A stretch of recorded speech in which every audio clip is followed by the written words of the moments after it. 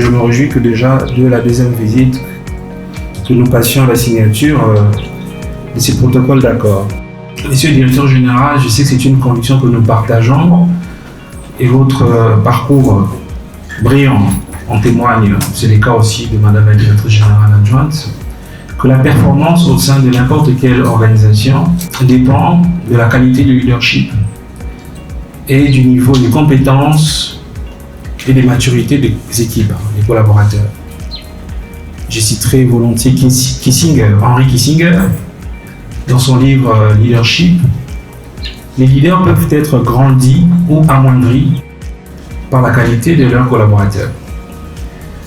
C'est donc une grande joie que de réaliser que vous avez fait le choix d'investir dans la formation, dans le renforcement des capacités, le développement des compétences de vos équipes.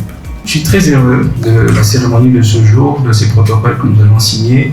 Vous avez fait le choix de faire la différence, de vous démarquer, de vous aligner sur le meilleur standard de gouvernance, d'améliorer, d'installer durablement au sein du FDSU une culture de la discipline d'exécution, ce qui parfois fait défaut au sein des services publics. Je tiens encore une fois à féliciter M. le directeur général pour votre leadership, votre pragmatisme aussi, parce que ayant visité il y a quelques mois l'ENA, aujourd'hui je me rends compte que vous êtes en constante évolution.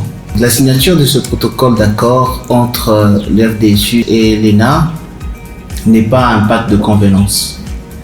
C'est un acte de structuration car ce dernier renferme une conviction simple.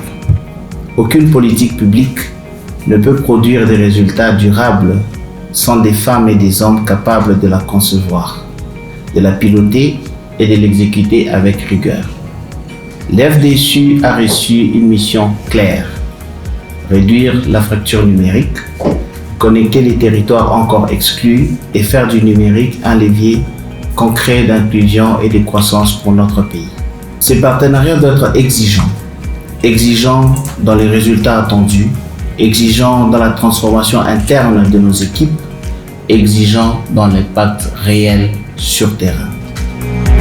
Et pour nous, un motif de fierté, de satisfaction que de nous engager dans ces partenariats avec les FDSU dans le cadre de la vision que je viens de présenter. Pour arriver à relever ces défis et à arriver à répondre efficacement et de manière stratégique à la mission qui nous est donnée, il faudrait avoir ce qu'on appelle les compétences.